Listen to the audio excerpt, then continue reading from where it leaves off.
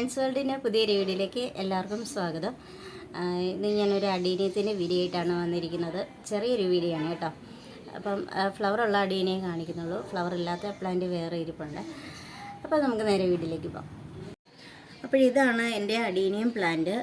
ഇതെൻ്റെ മദർ പ്ലാന്റാണ്. അപ്പം വെറുതെ ഒരു ചാനൽ കണ്ടപ്പോൾ ഇങ്ങനെ ഈ സ്റ്റെമ്മ് കട്ട് ചെയ്ത് പുതിയ പ്ലാന്റ് ആക്കാമെന്നൊക്കെ കണ്ടപ്പോൾ ഒന്ന് പരീക്ഷിച്ച് നോക്കിയതാണ്. ഇതിൽ ഞാനൊരു സ്റ്റെമ്മ് കട്ട് ചെയ്തു. അങ്ങനെ ഞാനൊരു വേറൊരു പോട്ടിലേക്ക് ആ സ്റ്റെമ്മ് മാറ്റി നട്ട് അങ്ങനെ ഉണ്ടായി വന്നതാണ് ഈ ഒരു അടീനിയം പ്ലാന്റ്.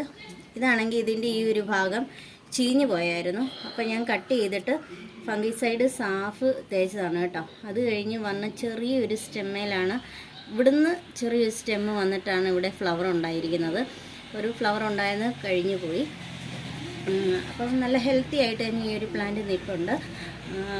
അതുപോലെ തന്നെ ഞാൻ നട്ടിരിക്കുന്നത് ഈ മണൽ ചേർന്ന മണ്ണാണ് ഞാൻ ഉപയോഗിച്ചിരിക്കുന്നത്. അതുകൊണ്ട് തന്നെ ഈ മഴ സമയത്ത് ജൂൺ ജൂലൈ മാസങ്ങളെല്ലാം നല്ല മഴയാണ്.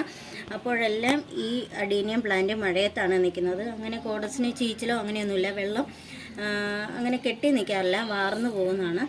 അപ്പം ഇതിന് ഞാൻ ചാണകപ്പൊടിയൊക്കെ ഇടയ്ക്ക് ഇട്ട് കൊടുക്കാറുണ്ട്. അതുപോലെ തന്നെ എല്ലുപൊടി ഇട്ട് കൊടുക്കാറുണ്ട്. നമ്മൾ മഴയില്ലാത്തപ്പോൾ വേനൽക്കാലത്താണെങ്കിലും വലിയ കെയറൊന്നും വേണ്ട, അധികം വെള്ളത്തിൻ്റെ ആവശ്യമില്ല.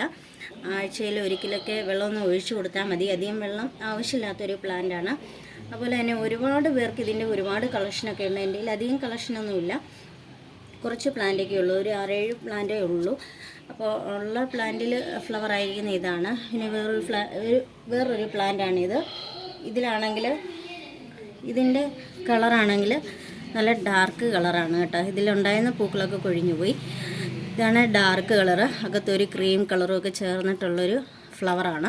നല്ല രസമാണ് കേട്ടോ ഇതിൻ്റെ പൂക്കൾ കാണാൻ. ഒത്തിരി വെറൈറ്റികളുണ്ട്. അടീനിയം ഡബിൾ പെറ്റലും ഒക്കെ വരുന്ന ഒരുപാട് പെറ്റൽസ് കൂടുതലുള്ളതും കളർ ചേഞ്ച് ഉള്ളതെല്ലാം ഒരുപാട് അടീനിയം പ്ലാന്റ് ഉണ്ട്. അപ്പോൾ ഒരുപാട് പേർക്ക് കളക്ഷനുണ്ട്. ഞാനും ചെറിയ രീതിയിലൊക്കെ കളക്ഷൻ തുടങ്ങിയതാണ്. അപ്പോൾ ഇതൊക്കെ കോമൺ ആയിട്ട് കാണുന്ന ഒരു അടീനിയം പ്ലാന്റ് ഉണ്ട്, എല്ലാവരുടെയും കയ്യിലുള്ള ഒരു പ്ലാന്റാണ്. കൂടാതെ നമ്മുടെ ഈ അടീനിയം പ്ലാന്റിൽ വിത്ത് ഉണ്ടാകാറുണ്ട്. അപ്പോൾ ഒരു വിത്തിൽ നിന്നും ഒരുപാട് തൈകൾ ഉണ്ടാക്കാൻ പറ്റും, അങ്ങനെയും ചെയ്യാം കേട്ടോ.